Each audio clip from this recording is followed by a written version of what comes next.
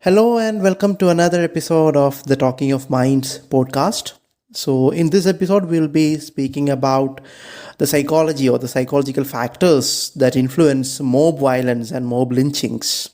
We often see news reports of mob violence, and we sometimes wonder why people, resort to these kind of violence. Sometimes violence that takes the lives of people or brings a lot of damage to property and lives. The definition of mob violence is, an act of violence committed by a group of individuals, and these individuals may not even know each other. It can happen that even perfect strangers become part of such a violent mob, and they are often fueled by a shared mentality and some kind of a loss of inhibitions that would prevent them from doing such things. So this is what a mob violence is.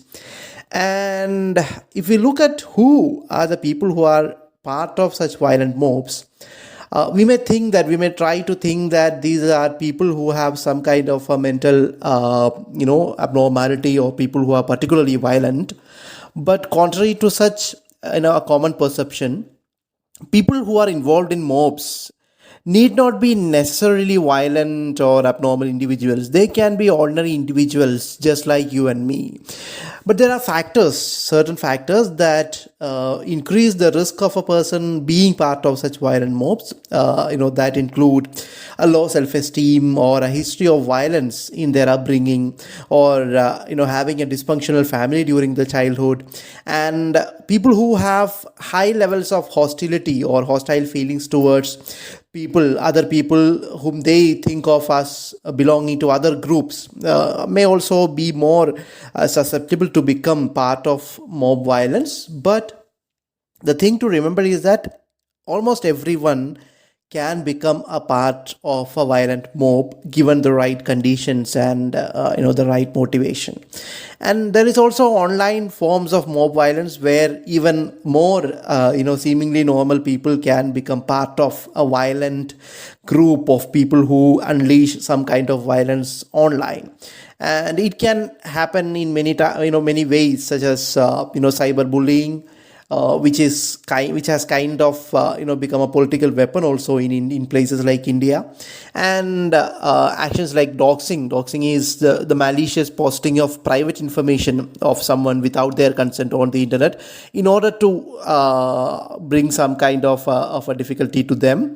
And online mob violence can also have severe consequences. They can cause psychological trauma, they can cause damage to reputation, they can even lead the victims of such violence to even to physical harm or even suicide. So online mob violence is also something that has to be treated very seriously. Now, coming to the theories or the psychological factors that are related to such violence, there is a theory called the emergent norm theory, which is proposed by Ralph Turner and Louis Killian. And the emergent norm theory explains how norms on what is an acceptable behavior or what is not acceptable emerge in groups. So if even every individuals, even you and me, have individually decided norms on what is acceptable behavior and what is not acceptable behavior.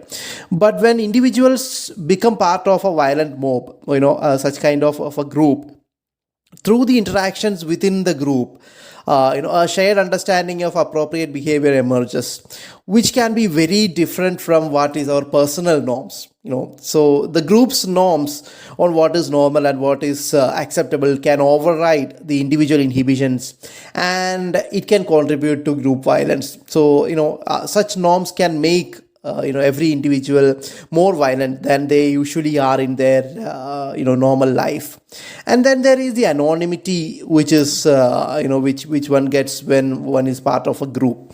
So when you become a part of the group, you lose a part of your individual identity and your responsibility.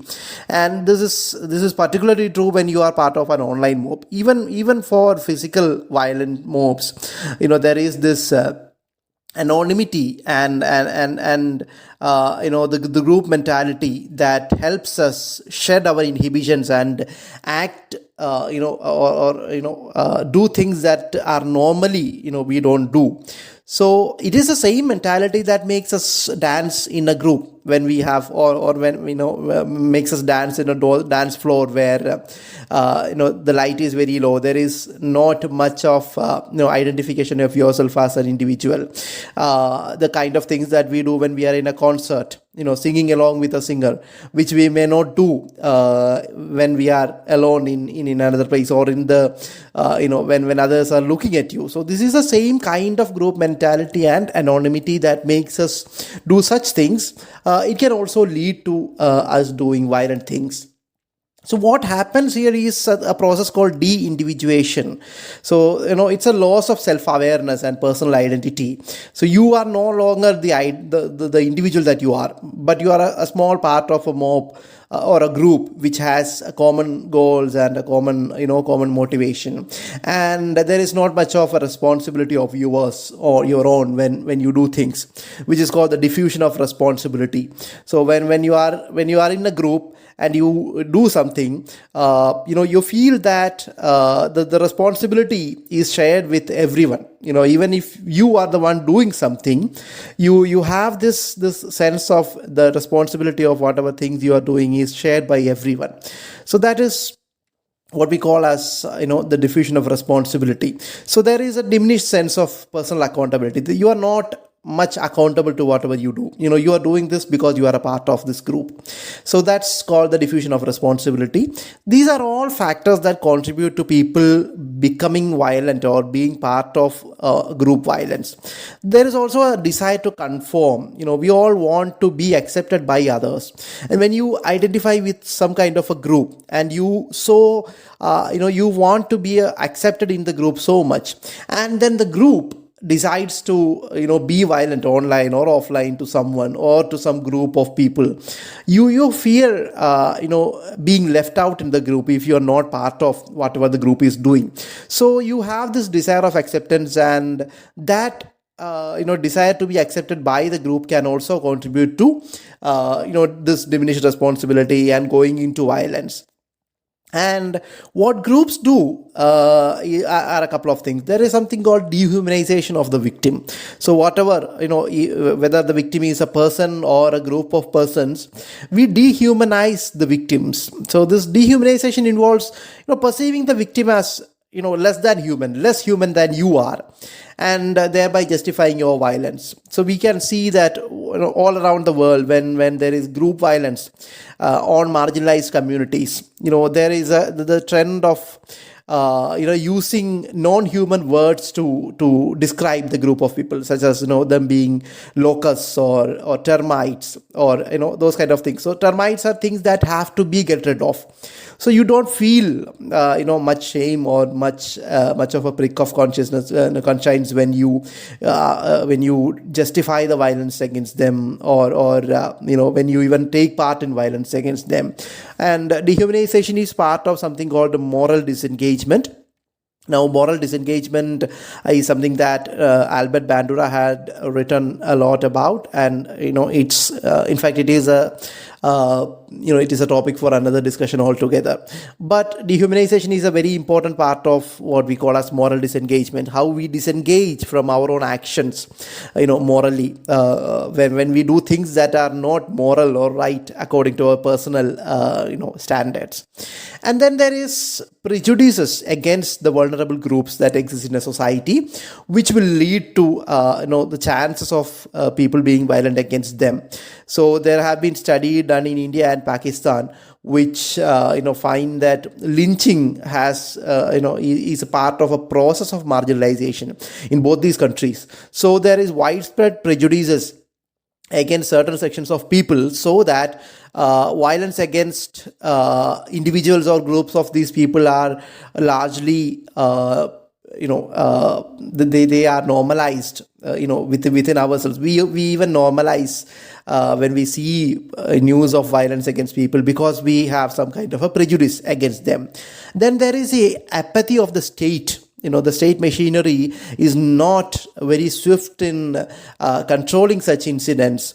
That is something that can embolden the people who do violence. So there is a sense of impunity that fuels, so that encourages this kind of violence.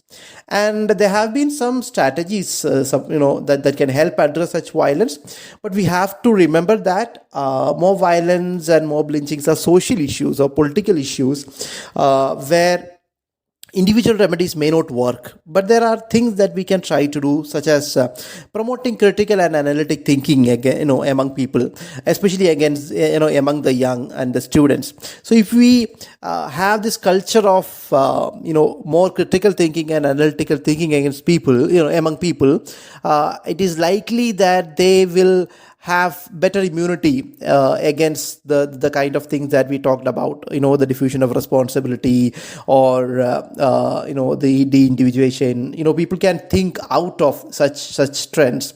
They can be less prejudiced against people, and there is the need to hold the perpetrators accountable.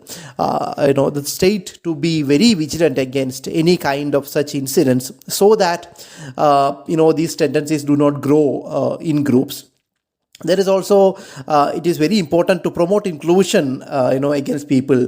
Let people know each other. Let people not conform to their own groups and be confined to their own opinions, and break the bubbles that happen, especially within the social media and all. Break the bubbles and let people mingle, and let ideas be spread within each other. And there is at the individual level, we can use counseling and psychotherapy when people who are more susceptible to be violent and all. Then if they need some kind of a mental health support, we can give that. There is also kind of trainings that we can give to people, such as conflict resolution trainings and perspective taking exercises, which can help people think from outside of their own perspective, to understand other people, to understand differences, and be more harmonious with each other. So those kind of trainings can be given. Then there are also, some suggestions by Arvind Verma, who is with the Department of Criminal Justice at Indiana University. He has, published a paper where he has given a lot of, practical tips that can be done by the state specifically, such as, reminding people of rules and, the repercussions of violent acts, target hardening, which is, limiting the access to potential victims and survivors, and reminding people of their individual identity, rather than being part of the group. Even when reminding that even if you are part of a group, you are an individual and you have individual responsibilities and norms. Reminding people of their individuality can also help take them away from group mentalities. And there can be community mobilization and awareness programs that can help people think outside of their narrow-minded prejudices and misconceptions. So these are the things, the psychological factors that have been proposed, which are related to incidences of mob violence and mob lynchings. Hope you had something to learn from this episode, and thanks for the listening.